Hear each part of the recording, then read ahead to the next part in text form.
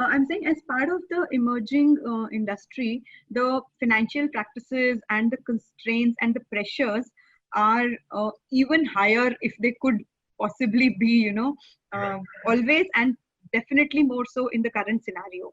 What would be your advice, or what are the kinds of things which you have seen have stood you and your company in good stead in this kind of a scenario, and what could our entrepreneurial viewers learn from that? Sure. So you're right, the financial pressures are high, primarily due to two reasons. One, it is a new industry. People hadn't built the kind of war chest that sometimes you expect a long, stable industry companies to end up building. And the second bit is because it was a fast growing industry, people have been reinvesting much faster. So that also led to the war chest being much lower.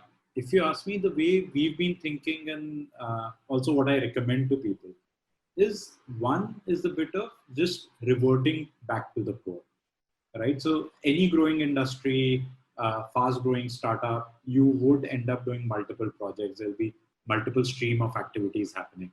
And this is a time where we've all started thinking through, if a core is co-working, core is the membership part of the business, then maybe trimming some activities on the other side, thinking through how we are investing there. It has also led to a lot of us thinking through the financial modeling.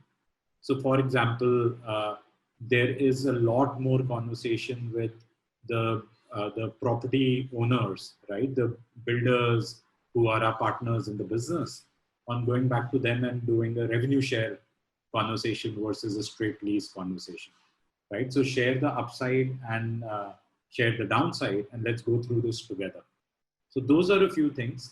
I think beyond that, and beyond the kind of obvious, just thinking through cash flow, one thing that I do feel I want to tell entrepreneurs, again, not just co-working, but across, is I hear a lot of entrepreneurs talking of taking up loans to tide through the cash flow, right? And I do want to be telling people to be a bit cautious about that.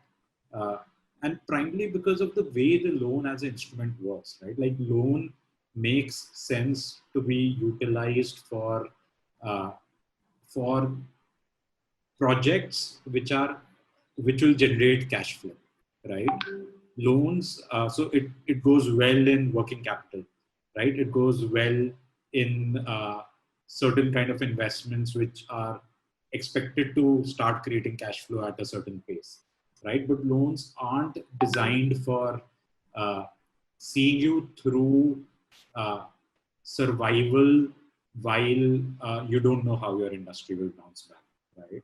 So I do want to tell entrepreneurs to be cautious about that. There were a few questions around this too.